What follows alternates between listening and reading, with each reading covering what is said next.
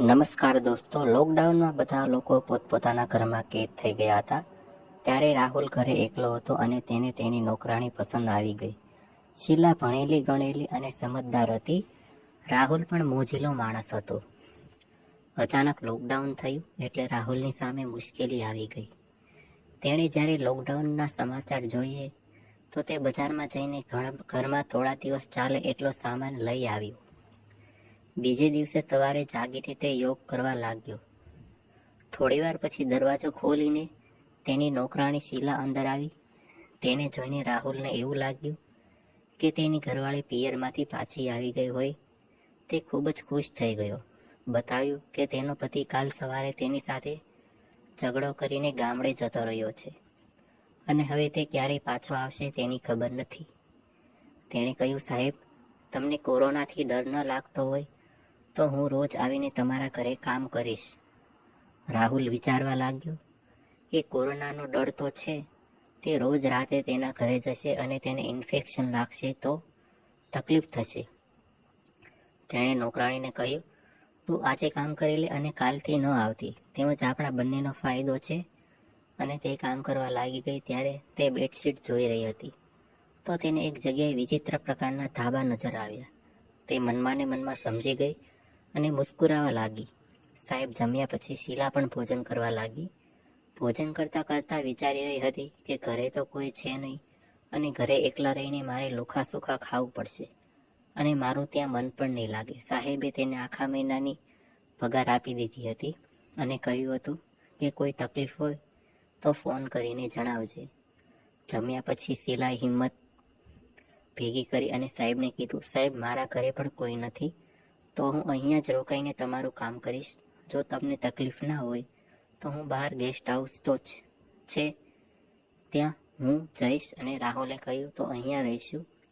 હવે તારા વિશે લોકો ખરાબ વાતો કરશે. તો શીલાએ કહ્યું, સાહેબ, બધા લોકો તો એમ જ સમજે છે કે તેના પતિ સાથે બહાર ગઈ હશે. મેં મારા સાસુને ફોન કરીને જણાવી દીધું છે કે હું સાહેબને ત્યાં રોકાઈ જઈશ અને મારા સાસુએ મને રહેવા માટે હા પાડી છે. રાહુલ સાહેબે તેને હા પાડી એટલે શીલા તરત જ પોતાના ઘરે ગઈ અને ઘરનું સામાન લઈને પાછી આવી ગઈ. તે ફટાફટ નાહીને કામ કરવા લાગી. રાહુલ સાહેબે ટીવી ઉપર ફિલ્મ જોઈ રહ્યા હતા. શીલાએ તેને ચા બનાવીને આપી. શીલા પાસે બીજું કરવા માટે કોઈ કામ હતું નહીં. તેણે સાહેબને કહ્યું, સાહેબ, તમને ટાઈમ હોય ત્યારે ઘર માટે થોડું કરિયાણું મંગાવી લેજો. હું તમને ખૂબ સારી સારી રસોઈ બનાવીને જમાડીશ. તેની વાત સાંભળીને રાહુલ હસવા લાગ્યો, કારણ કે આજે તેનું ઘર એક ઘર લાગી રહ્યું હતું. શીલા ભલે નોકરાણી હતી પણ તે ખૂબ જ સુંદર અને સમજદાર હતી. બપોરે જમ્યા પછી રાહુલ પોતાના રૂમમાં જોવા માટે જતો રહ્યો અને શીલાએ કહ્યું કે હું મારા ક્વાર્ટરમાં સૂવા માટે જાઉં છું, હું સાંજે આવી જઈશ. રાહુલને ખબર હતી કે ક્વાર્ટર ઘણા સમયથી વપરાયું નથી એટલે ખૂબ જ ગંદુ હશે. તો તેણે શીલાને કહ્યું કે અહીં ડ્રોઈંગ રૂમમાં તું સૂઈ જા. રાહુલ બપોરે 3 વાગે ઊભો થઈને બહાર આવ્યો તો શીલા સૂઈ રહી હતી. તે એક નજરે નોકરાણી શીલાને જોવા લાગ્યો. શીલાના ગોરા ગોરા પગની અંદર નાની નાની પાયલ પહેરેલી હતી. રાહુલને ત્યાંથી નજર હટાવીને પોતાના મનને ભટકાવા દેવા માંગતો નહોતો. તે રસોડામાં ગયો અને પાણી પીધું. થોડોક અવાજ થયો એટલે શીલા જાગી ગઈ અને સીધી રસોઈ ઘરમાં આવી અને બોલી, સાહેબ, મને અવાજ આપ્યો હોત તો હું તમને પાણી આપી જાત. ચાલો તમે બેસો, હું ચા બનાવું છું. રાહુલે ત્યાં બેઠા બેઠા જ ફોન કરીને કરિયાણાની વસ્તુ મગાવી લીધી અને શીલા સામે જોઈને કહ્યું, તારે કોઈ વસ્તુ જોતી હોય તો તું મને કહે, હું મંગાવી આપું. શીલાને લગ્ન પછી કોઈ પુરુષે વસ્તુ આપવાનું કહ્યું હતું. શીલા ખૂબ જ શરમાઈ ગઈ એટલે રાહુલે કહ્યું, શરમ આવવાનું છોડી દે અને જે જોઈએ તે મંગાવી લે. એટલે શીલાએ કહ્યું, સાહેબ, મારે મેકઅપનો સામાન જોઈએ છે. સામેથી દુકાનના માલિકે કહ્યું કે સવારે દુકાનની પાછળના દરવાજેથી આવીને સામાન લઈ જજો. બીજા દિવસે શીલા સામાન લેવા માટે બહાર ગઈ તો સાહેબે કહ્યું કે તારા માટે કપડાં પણ લેતી આવજે. બજારમાંથી આવીને શીલાએ સાહેબ માટે સાંજે જમવામાં ઈડલી અને સંભાર બનાવ્યું હતું અને બંને ભોજન કર્યા પછી રાહુલે કહ્યું કે તું કામ પૂરું કરીને અહીંયા હોલમાં સૂઈ જજે, હું મારા રૂમમાં સૂવા માટે જાઉં છું. શીલા સમજી ગઈ કે આજે રાહુલ બાબુને તેનો બાબો ખૂબ પરેશાન કરી રહ્યો છે. તે જ્યારે કામ પૂરું કરીને રસોડાની બહાર આવી તો રાહુલ સાહેબ પણ હોલમાં ખૂબ થાકેલા હોય એ રીતે બેઠા હતા. તેણે શીલા પાસે પાણી માંગ્યું. શીલાએ પાણી આપ્યું અને પૂછ્યું કે સાહેબ કોફી પીશો? તેની વાત સાંભળી અને રાહુલ ખુશ થઈ ગયો. શીલાએ તેને માટે કોફી બનાવી અને તે સાહેબના રૂમમાં તેની પથારી વ્યવસ્થિત કરવા માટે ગઈ. રૂમની અંદર જ્યારે તે સાહેબની પથારી વ્યવસ્થિત કરી રહી હતી તો તેણે 2 ચોપડી ત્યાં પડેલી જોઈ.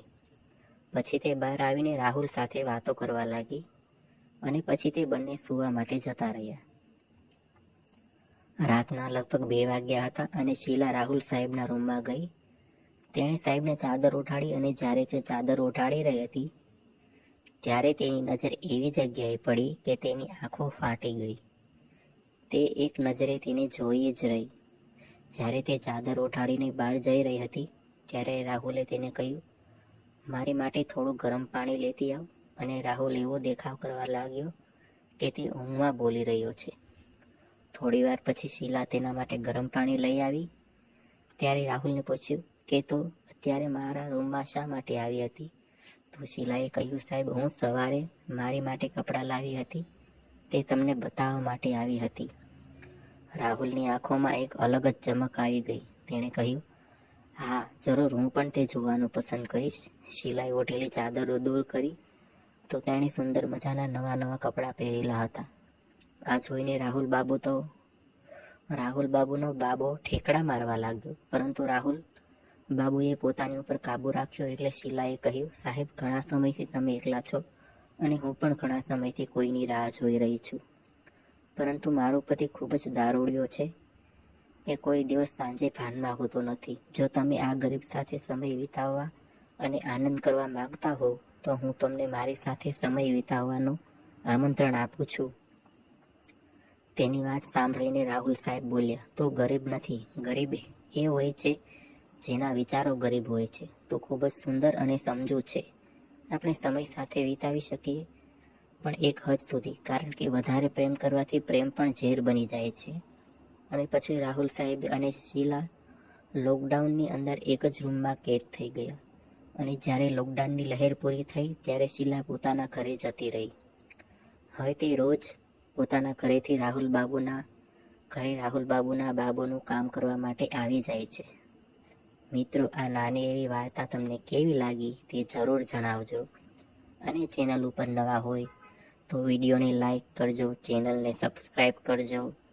જરૂર ફરીથી મળીશું આપણે એક નવી વાર્તામાં, જ્યાં આપણે ખૂબ જ સારી એવી ઓપન વાર્તા કરીશું. Thank you. ખૂબ ખૂબ ધન્યવાદ.